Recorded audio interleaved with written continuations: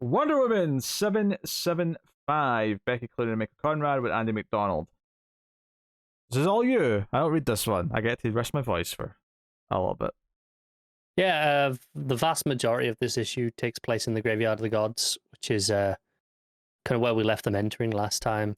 This is Diana, Deadman, and Ratatosk. There's a little bit of her trying to get attention of the Keeper and trying to figure out who do we talk to, what are we doing here, what exactly is the deal. The idea is this is where gods who have died come. Obviously, this is but died in this sense is it can mean killed by other gods, but also just the idea of they were forgotten by people. They weren't worshipped anymore, so they had no reason to exist. So this is where they end up.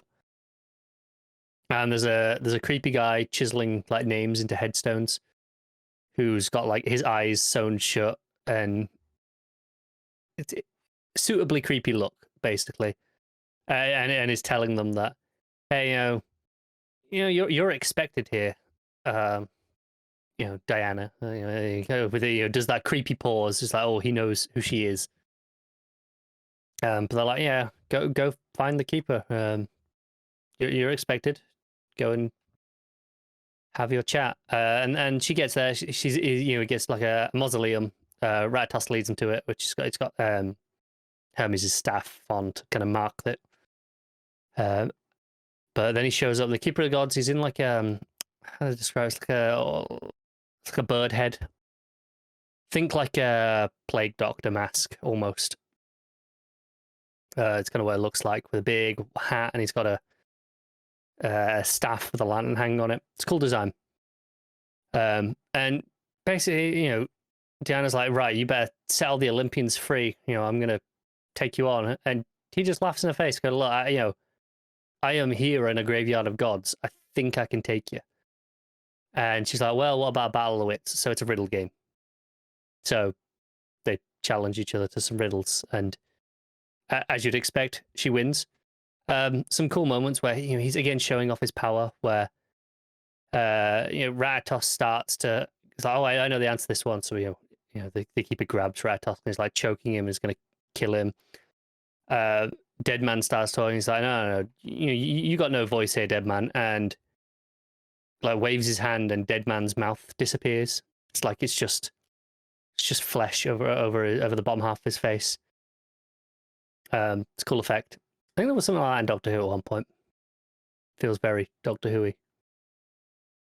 Can't remember when, but no, it was cool. Eventually, obviously, Diana wins the battle, but there's a price that has to be paid. Someone has to stay behind.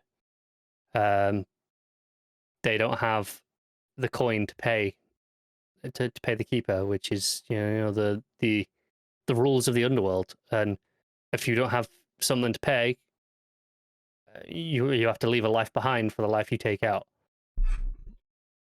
And it's building up like it's going to be this big thing, like, oh, will it be Deadman? Will it be Ratatosk? And Diana, without hesitating, sacrifices one of the gods. She sacrifices Chaos, one of the eldest of the Greek gods, and is like, no, Chaos is a bit of a problem anyway, on Earth, so just they can stay here.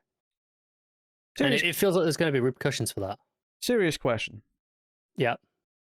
Is Ratakos the younger brother of Ratican from Basil the Great Mouse Detective? But that's kind of like the end of the big plot of that stuff is, all the gods come back. They're back on Olympus. They're on a big party to celebrate getting out of it. But Diana's refusing to celebrate. She's like, no, there's work to be done. The other half of Janus is out there with the god slicer. I don't know. It had a stupid name that I don't. God Scraper. It's a sword that can kill gods. And apparently it was just stolen from Hephaestus's forge. Hermes accuses him of just leaving it lying around. And he's like, no, it was locked up. And Zeus is like, was it though? It's like, yeah, we'll deal with you later. But basically, Dionysus is like, well, look, I don't know where they are, Sorry, I think it's Hermes. Dionysus is there running the pie.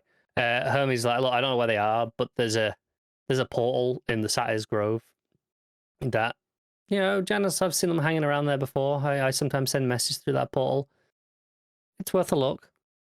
So the issue ends with her going to this portal, and the Satyr is like, no, no, don't throw me in the well, because she's beating him up a little bit. It's like, anyone who goes through there, no one ever returns. And it's this ominous thing, but of course she dives in, and it's the final page is she's going underwater. She's like swimming down and down, and she pops out upside down. Like every the world's upside. It says "Welcome to Elfheim," so I'm assuming we're in another fantasy land. But it looks like a very like a tropical jungle. She's in like a pool at the bottom of a small series of waterfalls. It's a gorgeous page. Like, and it's all, like I say, all upside down. Her outfit's changed again. I'm really excited to see kind of what this place is, what the rules are for this one. Olympus was shorter lived than I expected, I would say overall. But no, another solid issue. It feels it's like another piece of the whole. Like we're in that point in the story where, okay, we kind of know we've got a few months till she's back in the real world, and there's just this kind of period now where we're kind of going through not the motions, but just kind of like, okay, where what exactly are the rules here? It feels like we're just going to explore a couple of things here or there as one larger story rather than anything special until we return. Now it's a little bit time killy, I guess, but it's still enjoyable enough to read. Like a solid 7. Okay. I mean, I felt the first arc was time killing, which is why I abandoned it. But so I think for me, the first arc felt distinct enough that it didn't feel time killy. Like, it felt like it had a name, it had a bit of a mystery. Whereas now it's okay, we're hunting down a god and just doing a bit of world hopping while we do, kind of do a little bit of sightseeing. I expect it will still be fun enough, but I am looking forward to October now to kind of get back to real world, see what we do there. You got any thoughts, or you maybe pick it back up when it gets to that stuff and kind of try it back out in the real world? In theory, I might.